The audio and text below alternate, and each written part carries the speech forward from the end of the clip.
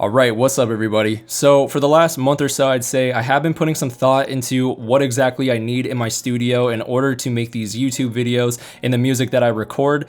And in doing that, I have been making some effort in getting rid of a lot of the equipment that I don't use and keeping the equipment that I do use. And in the process, I've really narrowed down what exactly I need for myself, and along the way, I've had some realizations on what I thought I need versus what I actually need. So in this video, we're going to be taking a look at my most recent pickup and how this exactly compares to what it will be eventually replacing. I do have notes written down so that we could cover some of the things that I thought are the most important when it comes to this thing. So with all that being said, let's go ahead and jump straight into the video. Guys, real fast, I just wanted to mention, if you haven't seen already, my Patreon is only $5, and once you join, you unlock a bunch of benefits and things that are exclusive to only Patreon members. So if you haven't seen it, I will leave a link down in the description below. Go ahead and check it out, see if it's something that you would like to join. By now, you probably already know what we're going to be talking about by the title or the thumbnail of this video, but we're going to be taking a in-depth look at the Audient iD14 Mark II and how this stacks up to the iD22. Now, I don't want to make this so much as a review on the iD14 because there's already a billion of those videos on YouTube already, but more of a discussion on why exactly I would use this. Why is this going to replace the iD22? After all, the iD22 is a $500 interface and the 14 is a $300 interface. So why exactly would I be using this and replacing the much more expensive audio interface? But before I do that, for those of you who don't know about the iD14, I do want to break down some of the specs on this thing because it is pretty amazing for the fact that this is a $300 audio interface. So some of the more important specs that I thought were necessary to cover include: it can supply up to 58 decibels of gain with virtually no distortion when it's at its max, and that is perfect for dynamic microphones. Not to mention, it has a low EIN at -129, which is very important for those who plan to be using a dynamic microphone. The preamps have an impedance of 2.8K. It has very high dynamic range at 120 decibels. That is incredible. And like the iD22, it has two sets of outputs, so you can plug one into some speakers and then use the other set as routing from the DAW so that you can use analog equipment in real time. Speaking of outputs, the headphone output on this thing is incredible. It has no issue with giving enough gain to the HD600s. These are 300 ohm headphones. They are notorious for needing a very strong headphone output. The whole unit itself is just a very small form factor. This thing can literally fit in one hand. It is that small. On top of all that, it's USB-C bus powered, so all you need is one cable in order to get this thing up and running. So it makes it very convenient for travel. All you need to bring is one cable and you're good to go. And before I forget, like the other Audient interfaces out there, this thing is constructed very well, made up almost entirely of metal. So this thing can really take a beating. You should have no worries when it comes to traveling with this thing. Again, all metal. You can just literally toss this thing in your bag,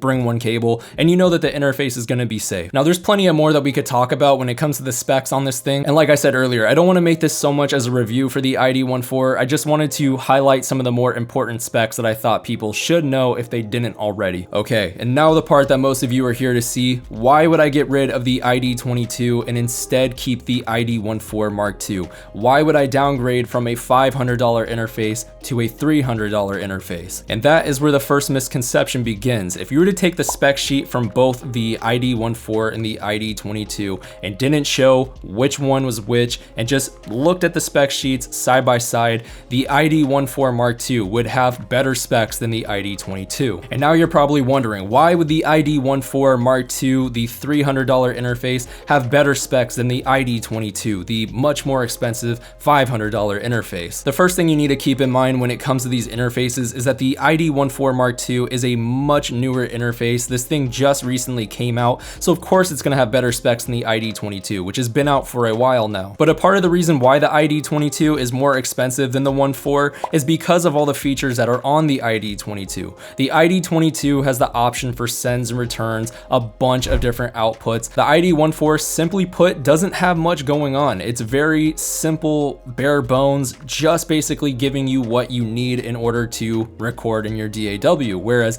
on the iD22, it has a lot more features. You have a button for almost anything you need on the iD22, and not to mention all the outputs and the sends and returns like I had mentioned earlier. That thing just has more going on for itself in that regard. I'm just gonna be honest, if you don't plan to use the sends and returns or the button layout that's on the iD22, then you probably should just go with the iD14 Mark II. The big thing for me with the iD22 iD22, and something that I could not get rid of was I like the ability to use my analog gear in real time after I've already recorded, which this can do that exact same thing. Again, it has an extra set of outputs so that you can route in the DAW out from the interface and into your analog gear and then mix that back into your DAW. At that point, you can essentially use your analog gear as you would a plugin after you've already recorded your vocals in your DAW. That you can still do on the iD14. I could not leave that feature on the iD22. I use that all the time. That's my favorite thing about it. And the iD14 can do that exact same thing, but it has much cleaner preamps and overall much better specs, and it's USB-C and it's bus powered. It's just a much smarter choice at the end of the day. Just know that if you do end up using the iD14, you cannot bypass the preamps like you can on the iD22. That's what the returns are for on the iD22. On here, you're gonna have to go into the line in, which is not exactly bypassing the preamps, but it is a way to be able to record with external gear, and honestly, you're gonna be fine. Nobody is gonna notice any difference, but it is worth something to mention that if you were wanting to bypass the preamps, you're not going to do it in the exact same way that you would with the iD22. So that is something to think about. At the end of the day, this thing really is the best prosumer audio interface on the market right now. There's just no doubt about it. I know people compare it to the SSL2, but in my opinion, this still stacks up as being a much more cleaner, transparent sounding audio interface. I really truly believe this is the best interface on the market right now, at least for under $300. So again, I can't say enough positive things about this. I have been using it for a couple days now, just kind of getting familiar with it, and I've been loving every second of it. I have my iD22 over there in the box still, and I haven't gone back to it, and that's a good sign. So I really am enjoying the iD14. It is pretty amazing so far. Anyways, I kind of wanted to just share my thoughts right now on the iD14 and how it stacks up to their more expensive interface, the iD22, because I have been a huge fan of Audient. I love the iD22.